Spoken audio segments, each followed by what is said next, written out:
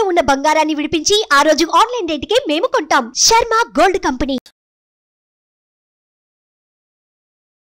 నమస్తే, welcome to Suman TV. నేను మీ యామ్ని. ఈ 2024 సంవత్సరంలో అసలు ఈ 12 రాశుల వారికి ఏ విధంగా ఉంటుంది, ఈ విషయాలు మనకి తెలియజేయడానికి ప్రస్తుతం మనతో ఉన్నారు తొలి తెలుగు జ్యోతిష్య పండితురాలు, పంచాంగంకర్త డాక్టర్ ఈడుగంటి పద్మజారాణి గారు ఉన్నారు. వారితో మాట్లాడదాం. నమస్తే అండి. నమస్కారం.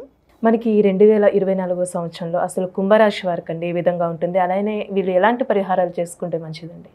కుంభరాశి వాళ్ళకి ఈ సంవత్సరం ప్రారంభం నుంచి ఏప్రిల్ అయిపోయి మే 1 దాకా నడుస్తున్న సమయంలో ఈ గురుగ్రహ ప్రభావం వల్ల వ్యక్తుల యొక్క సహకారం విషయం తీసుకున్నట్లయితే అది సహకారం అనేది వాళ్ళకి ఒకటి లభిస్తుంది, కానీ ఆశించిన స్థాయిలో లేదు అనే ఒక అసంతృప్తి అనేది ఏర్పడుతుంది.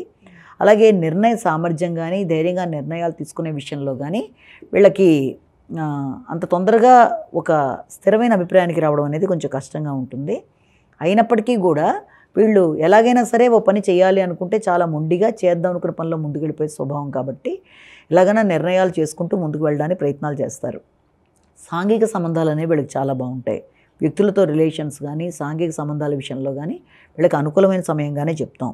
అలాగే దూర ప్రదేశాల్లో విద్య కోసం ప్రయత్నం చేసే వాళ్ళకి, అలాగే దాంతోపాటుగా విద్యతో పాటుగా పుణ్యబలం పెంచుకోవడానికి చేసే ప్రయత్నాలు కానీ, ఆధ్యాత్మిక ప్రయత్నాలు కానీ, తర్వాత తండ్రికి సంబంధించిన విషయంలో ఏదైనా ప్రత్యేక శ్రద్ధ పెట్టి చేయవలసిన పనుల్లో కానీ కొంత సామాన్యమైన ఫలితాల్లా కనబడుతున్నాయి. అంటే ప్రయాణాలు కానీ, తీర్థయాత్రలు కానీ, అలాగే వీసా ఇలాంటి వాటికి ప్రయత్నాలు కానీ, ఇలాంటి వాటిల్లో సామాన్యమైన ఫలితాలు అనేవి ఒకటి ఏర్పడుతున్నాయి. తర్వాత దాంతోపాటుగా రావాల్సిన లాభాలు వీళ్ళకి రావడం అనేది జరుగుతుంది. అంటే వీళ్ళు ఇంతకుముందు పడిన శ్రమకి సంబంధించిన లాభాలు రావడం అనేది, దాని పరంగా వృత్తిలో కూడా కొంత అభివృద్ధికరంగా ఉండడం అనేది ఆ యొక్క లాభంతో అది కొంత ఉన్నప్పటికీ, కానీ ఏప్రిల్ తర్వాత నుంచి మళ్ళీ వీళ్ళకి గురుడు ఎప్పుడైతే స్థానం మార్పిడి జరుగుతుందో దీనివల్ల కుటుంబంలో ముఖ్యంగా గృహ నిర్మాణాల విషయం కానీ, లేకపోతే వాహనాల కొనుగోలులో కానీ, ఇవి కాకుండా ఏదన్నా విద్యార్థులు విద్య మీద ఎక్కువ శ్రద్ధ పెట్టవలసిన విషయాల్లో కానీ కొంత ఎక్కువ జాగ్రత్తలు తీసుకుంటూ ముందుకు వెళ్ళాలి. అంటే అది ఎలాగా, వీళ్ళ దాంట్లో ముఖ్యంగా ఆకస్మికమైన ఖర్చులు కానీ, లేకపోతే ఆరోగ్యానికి సంబంధించిన విషయాల్లో కొంత ఇబ్బందికరమైన వాతావరణం కానీ కనబడుతుంది. కాబట్టి వీళ్ళంతవరకు ప్రణాళిక వేసుకునేటప్పుడు చాలా పటిష్టంగా వేసుకోవడం. వృత్తిపరమైన అభివృద్ధి అయితే బాగుంది వీళ్ళకి. వృత్తిలో అభివృద్ధి అనే మాట కన్నా గుర్తింపు, గౌరవం అని చెప్పాలి. అంటే శ్రమ, కొత్త బాధ్యతలు, ఇలాంటి వాటికైతే అవకాశాలు కూడా కనబడుతున్నాయి. ఇవి మాత్రమే కాకుండా మీకు అప్పచెప్పిన బాధ్యతల్లో మీరు వీళ్ళ యొక్క స్వార్థానికి ఉపయోగించుకుంటున్నారు ఈ యొక్క బాధ్యతాయుతమైన కార్యక్రమాన్ని అన్నట్టుగా ఇతరులు ప్రలోభపడే అవకాశాలు ఉన్నాయి. కాబట్టి ఆ రకమైన అవకాశం ఇవ్వకుండా, ఏదన్నా ఇతరుల యొక్క అభిప్రాయాలు అలా రాకుండా మీ ప్రవర్తన వైఖరిలో కొంత మీరు మార్పు తెచ్చుకున్నట్లయితే ఇతరుల అపార్థాలకి మీరు తొందరగా గురి అయ్యే అవకాశాలు అనేవి తక్కువగా ఉంటాయి. ఇక దీంతో పాటుగా ఈ యొక్క శని ఎప్పుడైతే ఏలినాటి శని కూడా నడుస్తుంది కాబట్టి వాళ్ళ జన్మల్లోనే ఈ విషయంలో మాత్రం కొంచెం ఎక్కువ జాగ్రత్త తీసుకోవాలి. అంటే పక్కన గురుబలం, ఇటు పక్కన శని బలం రెండింటినీ కంపేర్ చేసి చెప్పినప్పుడు ఈ శని వల్ల వీళ్ళకి ఆరోగ్య విషయాల్లో కొంత శ్రద్ధ తీసుకోవాలి.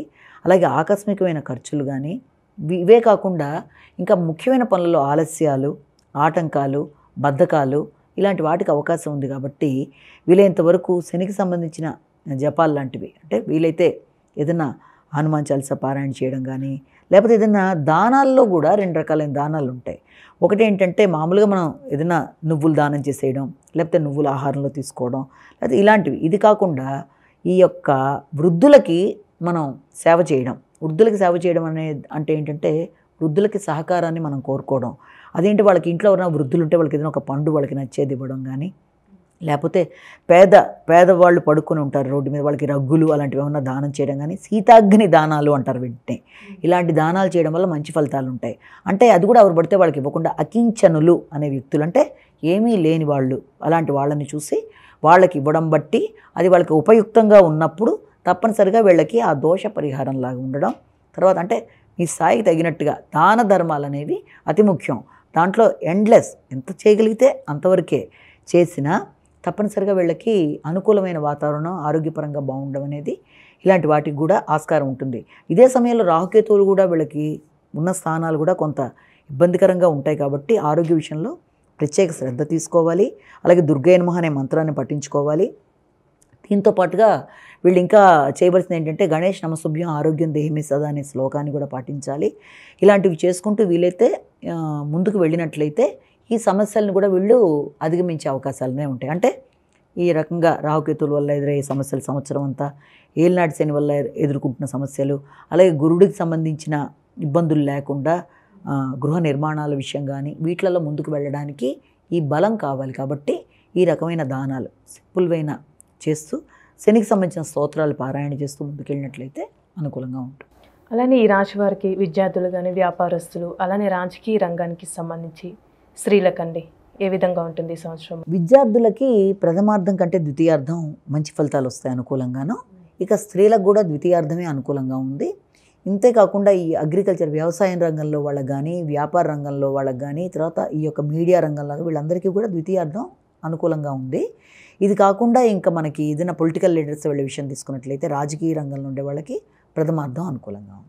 అలానే ఈ రాశి వారికి ఈ సమయం నుంచి ఇట్లా జాగ్రత్త తీసుకోవాలి అలాంటివి ఏమైనా ఉన్నాయండి ఈ టైంలో? ఇలా ముఖ్యంగా ఈ మార్చి ఈ యొక్క జూన్ మధ్య సమయంలో మాత్రం వీళ్ళకి కోపం అనేది బాగా పెరగడం అనేది, ఘర్షణాత్మకమైన వాతావరణం ఉండడం అనేది, తొందరగా మనసు స్థిమితం తప్పడం అనేవి వీటన్నిటికీ అవకాశాలు ఉన్నాయి. కాబట్టి వీళ్ళంతవరకు వ్యాయామ ప్రాణాయామాలు, మెడిటేషన్ ఇలాంటివి చేసుకుంటూ ముందుకు వెళ్ళినట్లయితే బాగుంటుంది. అలాగే కుటుంబ సభ్యులతో ఘర్షణాత్మకమైన వాతావరణం కూడా వచ్చే అవకాశం ఉంటుంది. కాబట్టి ఆర్థిక విషయాల్లో కూడా ఇబ్బందికరమైన వాతావరణం ఉంటుంది. కాబట్టి ఆర్థికంగా ఇబ్బందులు ఎదురవుతున్నప్పుడే వీళ్ళు ముందే 1-2 మార్గాల్లో ధనాన్ని ఏర్పరచుకొని ఎవరన్నా ఏర్పరచుకొని ఉంచుకోవడం ఒకటి మంచిది.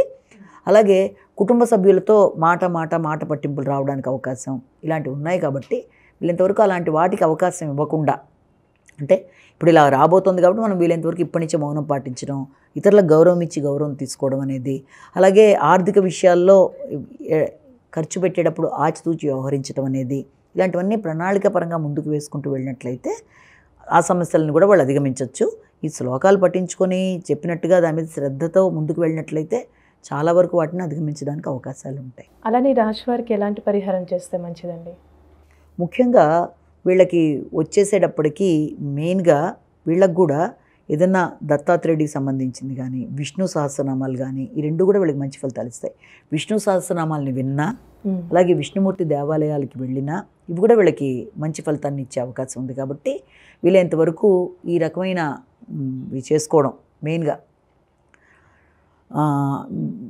వెంకటేశ్వర స్వామి దేవాలయాలకు వెళ్ళడం అనేది, లేకపోతే వెంకటేశ్వర స్వామికి సంబంధించిన దీపారాధన, వెంకటేశ్వర అష్టోత్తరాలు, అంటే వీలైనంతవరకు విష్ణు, కృష్ణుడు, వెంకటేశ్వర స్వామి ఇలాంటి వాటికి సంబంధించిన దేవాలయ సందర్శన కానీ, వాటికి వెళ్ళడం, వాటికి సంబంధించిన స్తోత్ర పారాయణ ఇవన్నీ, లేకపోతే వినడం కూడా, అందరూ దాన్ని చేయలేకపోయినా విని కూడా వినొచ్చు కదా, వినడం బట్టి కూడా వాళ్ళు మంచి వైబ్రేషన్స్ వల్ల బాగుంటుంది. వాళ్ళు చాలా చక్కగా తెలియజేశారండి, ధన్యవాదాలు.